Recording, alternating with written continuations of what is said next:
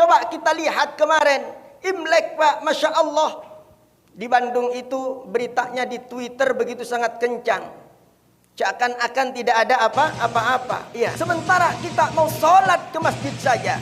Sementara kita mau tarawih saja. Begitu sangat diawasi dan lain sebagainya. Maka inilah apa yang dikatakan oleh Rasulullah. Kondisi seperti ini yang telah disampaikan oleh Rasulullah. Kalian besar tetapi mudah dikecilkan oleh musuh-musuhmu. Kalian memang mayoritas tetapi bagaikan buih di lautan, terombang-ambing tanpa tujuan. Kalian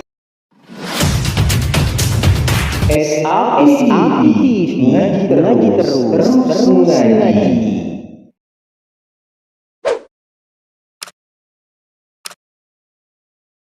Wa min qillatin nahnu yauma idzin. Ya Rasul, apakah jumlah kami ketika itu sedikit ya Rasul? Bal antum yauma idzin katsir, kata Rasulullah. Oh, sama sekali tidak, bahkan sebaliknya kata Rasulullah. Jumlah kalian mayoritas, kalian itu mayoritas kata Rasulullah. Akan tetapi sekalipun mayoritas itu walakinnakum ghusaun ka ghusa'is sail. Akan tetapi walaupun kalian terbanyak, kalian mayoritas, kalian itu bagaikan buih di lautan yang mana gampang sekali diombang-ambingkan untuk kepentingan-kepentingan mereka yang haus dengan yang namanya dunia. Maka saudara-saudaraku yang dimuliakan Allah, ketika sudah seperti itu kondisi kita, wal yanzi'annallah fi qulubi aduwikumul mahabatah angkum, dicabut oleh Allah dari hati musuh-musuh kita itu rasa segan kepada kita, rasa takut kepada kita. Kita ini sudah kehilangan wibawa di hadapan mereka, maka kita disetir, Pak. Tidak bisa kita ini berdiri sendiri, tidak bisa kita ini berdikari. Apapun yang ingin kita lakukan, kita disetir semuanya, termasuk urusan-urusan masjid. Semuanya disetir. Ini sebentar lagi bulan Ramadan ini, kita lihat perkembangannya. Apakah akan sama seperti 2 tahun yang lalu? Mau sholat tarawih saja susah. Sholat tarawih kita ini ada Satpol PP dan lain sebagainya. Yang sholat tarawih di masjid kemudian dibubarkan dan lain sebagainya. Kondisi sudah nyata itu, Pak. Kita umat terbesar tetapi kita tidak bisa ngapa-ngapain. Wal yaqdhifanna fi qulubikumul wahan. Allah tanamkan dalam diri kita ini penyakit, kata Rasulullah, yakni penyakit wahan. Wahan ini jauh lebih bahaya daripada Omikron dan anak cucunya itu. Karena sampai ke anak cucunya, sampai di data sekarang itu, the son of Omikron itu sudah ada. Penyakit wahan ini ditanya oleh sahabat, "Wa mal wahnu ya Rasulullah?" Apa itu wahan ya Rasul? Hubbud dunya. Begitu cinta kepada dunia ini. Wa karahiyatul maut. Takut akan mati. Hubbud dunya wa karahiyatul maut. Kedua penyakit inilah yang akan menghalangi umat Islam itu berjaya di hadapan musuh-musuhnya. Kita ini dianggap sepele oleh mereka. Ah, umat Islam kecil. Ah, umat Islam mah gampang. Dikasih sogokan, selesai. Maka luar biasa, Pak. Luar biasa. Ketika kita mau sholat Idul Fitri, susahnya luar biasa. Coba kita lihat kemarin, Imlek Pak, Masya Allah. Di Bandung itu beritanya di Twitter begitu sangat kencang. Seakan-akan tidak ada apa-apa. Iya. Sementara kita mau sholat ke masjid saja. Sementara kita mau tarawih saja. Begitu sangat diawasi dan lain sebagainya. Maka inilah apa yang dikatakan oleh Rasulullah. Kondisi seperti ini yang telah disampaikan oleh Rasulullah. Kalian besar tetapi mudah dikecilkan oleh musuh-musuhmu. Kalian memang mayoritas tetapi bagaikan buih di lautan, terombang-ambing tanpa tujuan. Kalian diombang-ambingkan dengan kepentingan-kepentingan mereka yang minoritas itu. Maka saudara-saudaraku yang dimuliakan Allah, apa solusinya? Kita harus bisa mengobati 2 penyakit ini. Yang pertama adalah hubbud dunya. Yang kedua adalah wa karahiyatul maut. benci dan takut kepada kematian.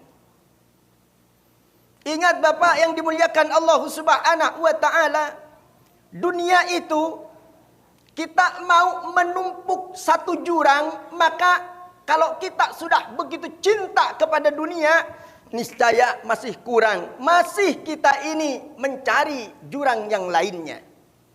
Ya, berita terakhir kemarin di TV One luar biasa. 10 miliarder dunia, orang-orang terkaya dunia itu bertambah 2 kali lipat kekayaannya di tengah pandemi.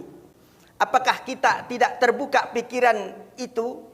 Bahwasanya apa yang terjadi sampai saat ini semuanya itu kembali kepada pundi-pundi kekayaan mereka. Adanya penyakit pandemi seperti ini bukan harus kita takuti, cukup kita waspadai. Bapak-bapak sudah waspada semuanya, pakai masker, cuci tangan. Penyakit ini harus kita obati dari diri kita.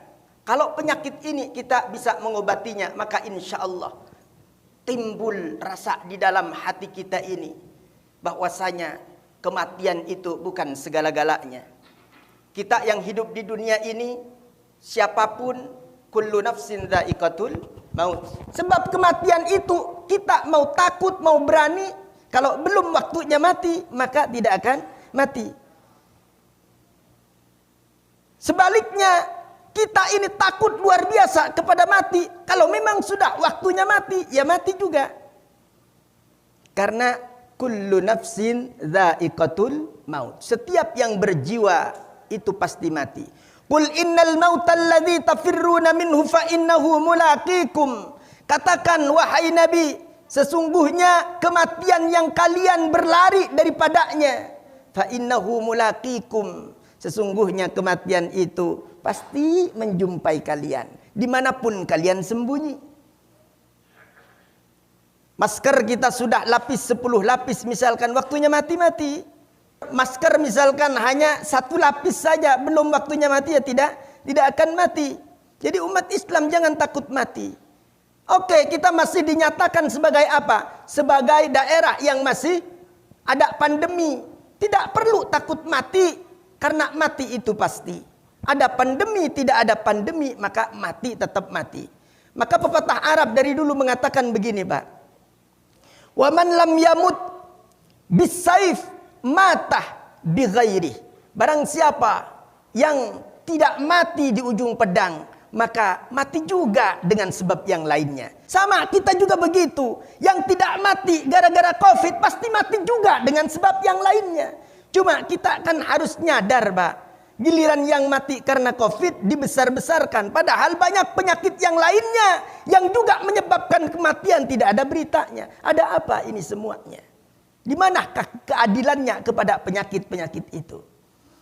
Maka saudara-saudaraku yang dimuliakan Allah, hilangkan takut mati itu, hilangkan. Sebab takut mati itulah yang membuat kita ini mudah diatur-atur oleh mereka. Hubbud dunya juga begitu, hilangkan. Itu yang namanya KPK, ada Komisi Pemberantasan Korupsi. Gara-garanya apa? Gara-garanya begitu banyak orang-orang kita, umat Islam sendiri yang begitu cinta kepada dunia. Begitu cinta kepada harta. Wa tuhibbunal mala hubban jamma. Cinta kepada harta dengan berlebihan. Maka hubban jamma ini ay halalun wa haramun. Mereka tak peduli lagi apakah mendapatkannya dengan cara halal ataupun cara haram.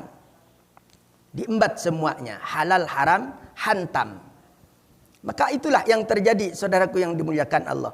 Ketika penyakit itu masih ada di dalam diri kita, umat-umat Islam pada khususnya, maka niscaya umat Islam ini akan senantiasa mendapatkan keterpurukan. Kenapa? Karena akan senantiasa diombang-ambingkan bagaikan buih di lautan. Kita ini hidup hanya di bawah tekanan kepentingan. Kita harus mikir, kapan kita bisa seperti Inggris? Itu yang namanya Perdana Menteri Inggris mengumumkan kepada rakyatnya, Inggris mulai saat ini sudah membebaskan diri dari aturan-aturan Covid. Itu kata Inggris. Kita umat Islam terbesar, kapan kita bisa mengumumkan seperti itu? Kuncinya, ketika cinta dunia dan takut mati itu masih ada dalam diri kita, maka selamanya kita akan menjadi umat yang terpuruk, kata Rasulullah sallallahu alaihi wasallam. Barakallahu li wa lakum fil Qur'anil karim.